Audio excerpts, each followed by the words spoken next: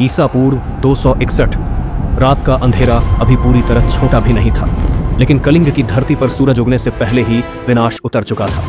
हवा में धुआं था, मिट्टी में बारूद और रक्त की गंध घुल चुकी थी। दया नदी का शांत बहता पानी आज लाल दिखाई दे रहा था। चारों ओर सिर्फ सन्नाटा नहीं था, वह सन्नाटा था जो चीखों के बाद आता है। टूटे हुए रथ, बिखरी हुई तलवारें और हजारों निर्जीव शरीर। ये कोई साधारण युद्ध नहीं था, ये वह क्षण था जिसने भारत के इतिहास की दिशा बदल दी। उस समय आर्यावर्त में एक नाम गूंज रहा था, अशोक, मौर्य वंश का वह सम्राट जिसकी सेना अपार थी, जिसके पास हाथियों की गर्जना थी, घोड़ों की टाप थी और लाखों सैनिकों की शक्ति थी। एक एक कर राज्यों ने उसके आगे घुटने टेक दिए। उत्तर से दक्षिण तक, पश्चिम से पूर्व तक मौर्य साम्राज्य फैलता चला गया। अशोक के लिए विजय ही जीवन था, विस्तार ही लक्ष्य था और शक्ति ही सत्य। लेकिन उस विशाल साम्राज्य के बीच एक भूमि ऐसी थी जो अब भी स्वतंत्र थी। कलिंग, आज का उड़ीसा, एक समृद्ध, स्वाभिमानी और शक्तिशाली राज्य, समुद्री व्यापार का केंद्र, साहसी योद्धाओं की धरती और शायद अशोक के अभिमान के लिए एक चुनौती। इतिहास गवाह है, कभी कभी युद्ध सिर्फ भूमि के लिए नहीं होते, वे होते हैं अहंकार के लिए, शक्ति प्रदर्शन के लिए और यह साबित करने के लिए कि सबसे बड़ा कौन है। और फिर निर्णय लिया गया। मौर्य साम्राज्य की विशाल सेना कलिंग की ओर बढ़ चली। कहते हैं लाखों सैनिक, हजारों हाथी और अनगिनत रथ। धरती कांप उठी थी, लेकिन किसी ने यह नहीं सोचा था कि यह युद्ध सिर्फ कलिंग को नहीं बदलेगा, यह एक सम्राट को भी भीतर से तोड़ देगा। क्योंकि जब युद्ध समाप्त हुआ, अशोक विजेता था, पर उसके सामने खड़ी थी लाशों से भरी धरती, रोती हुई स्त्रियां, अनाथ बच्चे, जलते हुए गांव। और उसी क्षण वह प्रश्न उठा जो शायद पहली बार उसके मन में आया था, क्या यही विजय है? कहते हैं उस दिन अशोक ने युद्ध तो जीत लिया, लेकिन स्वयं से हार गया। और यहीं से शुरू होती है एक ऐसी यात्रा जहां एक कठोर विजेता बन जाता है, धर्माशोक। लेकिन आखिर कलिंग की धरती पर ऐसा क्या हुआ था जिसने एक साम्राज्य विस्तारक को अहिंसा का मार्ग अपनाने पर मजबूर कर दिया? यह कहानी है कलिंग युद्ध की, लेकिन अशोक की कहानी समझने के लिए हमें थोड़ा पीछे जाना होगा। ईसा पूर्व 322। भारत की धरती पर एक और तूफान उठ चुका था। मगध की गद्दी पर बैठा नंद वंश, शक्ति में विशाल, धन में अपार, लेकिन जनता के मन में आदर नहीं। और तभी इतिहास के मंच पर प्रवेश हुआ दो नामों का, एक युवा योद्धा चंद्रगुप्त और एक तेजस्वी मस्तिष्क आचार्य चाणक्य। कहते हैं चाणक्य ने अपमान सहा था और उस अपमान ने जन्म दिया एक संकल्प को, नंद वंश का अंत। रणनीति बनी, योजनाएं रची गईं और अंततः नंद वंश का पतन हुआ। चंद्रगुप्त मौर्य ने मगध की गद्दी संभाली। यहीं से शुरू हुआ मौर्य साम्राज्य, एक ऐसा साम्राज्य जो धीरे धीरे पूरे आर्यावर्त पर छाने लगा। चाणक्य की नीति, चंद्रगुप्त की वीरता और मजबूत प्रशासन। मौर्य सत्ता दिन ब दिन शक्तिशाली होती गई। फिर आए बिंदुसार, चंद्रगुप्त के उत्तराधिकारी। उन्होंने साम्राज्य को और आगे बढ़ाया, दक्षिण की ओर विस्तार किया। मौर्य ध्वज और दूर तक पहुंच गया। लेकिन असल कहानी अभी शुरू भी नहीं हुई थी। बिंदुसार के पुत्रों में से एक था अशोक। कहा जाता है बचपन से ही वह साधारण नहीं था। तीक्ष्ण बुद्धि, असीम साहस और भीतर कहीं गहरी महत्वाकांक्षा।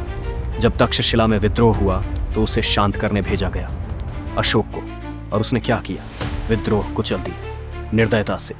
धीरे धीरे उसकी छवि बनने लगी, एक कठोर, निर्भीक और महत्वाकांक्षी राजकुमार की। कुछ कथाएं तो यहां तक कहती हैं कि सिंहासन पाने के लिए उसे अपने ही भाइयों से संघर्ष करना पड़ा। सत्ता की राह कभी सरल नहीं होती। और जब अंततः अशोक मौर्य साम्राज्य की गद्दी पर बैठा तो उसके सामने सिर्फ एक लक्ष्य था, विस्तार, शक्ति और संपूर्ण भारत पर अधिकार। लेकिन उसे क्या पता था कि उसकी सबसे बड़ी परीक्षा अभी बाकी थी। अब सवाल था, अशोक की नजर कलिंग पर ही क्यों? इतना बड़ा साम्राज्य होने के बाद भी एक राज्य उसे क्यों खटक रहा था? क्योंकि कलिंग सिर्फ एक राज्य नहीं था, वह स्वतंत्र था, स्वाभिमानी था और उसने कभी मौर्य सत्ता के आगे सिर नहीं झुकाया। जब चारों ओर मौर्य ध्वज लहरा रहा था, तब भी कलिंग ने कहा, हम स्वतंत्र हैं। पर बात सिर्फ अहंकार की नहीं थी। कलिंग समुद्री शक्ति का केंद्र था। बंगाल की खाड़ी के किनारे शक्तिशाली बंदरगाहों के साथ दक्षिण भारत और दक्षिण पूर्व एशिया तक व्यापार उसी से गुजरता था। जिसके पास कलिंग होता, उसके पास धन, संपर्क और प्रभाव होता और मौर्य साम्राज्य के बीच एक स्वतंत्र राज्य राजनीतिक रूप से भी असहज था। अशोक का सपना था एक भारत, एक सम्राट। उस सपने के रास्ते में खड़ा था कलिंग। अब यह सिर्फ जमीन की लड़ाई नहीं थी, यह प्रतिष्ठा, शक्ति और अहंकार की लड़ाई थी। और फिर आदेश दिया गया, कलिंग की ओर बढ़ो। किसी ने नहीं सोचा था यही निर्णय इतिहास का सबसे बड़ा मोड़ बनेगा। और फिर वह दिन आ ही गया। ईसा पूर्व 261 कलिंग की धरती पर मौर्य साम्राज्य की विशाल सेना उतर चुकी थी। कहते हैं जब सेना आगे बढ़ी तो धरती कांप उठी थी। हजारों सैनिक, असंख्य रथ और युद्ध हाथियों की गर्जना, धूल का बादल आसमान तक उठ गया। कलिंग ने भी तैयारी कर ली थी। दया नदी के किनारे दो शक्तियां आमने सामने खड़ी थीं। एक ओर था विश्व का सबसे शक्तिशाली साम्राज्य, दूसरी ओर अपनी स्वतंत्रता के लिए लड़ता हुआ कलिंग।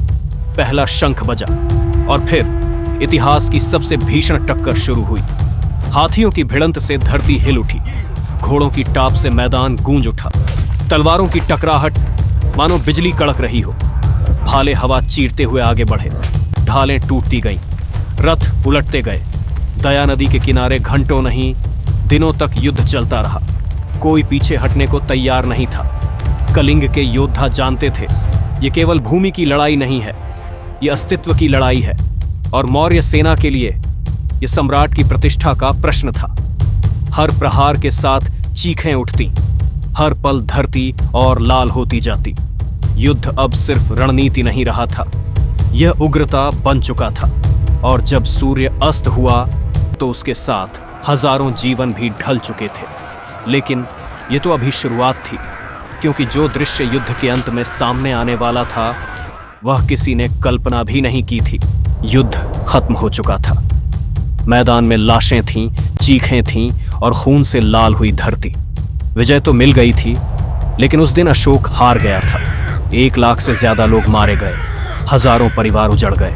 और उसी रणभूमि में खड़े होकर अशोक ने फैसला किया, अब तलवार नहीं, धर्म जीतेगा।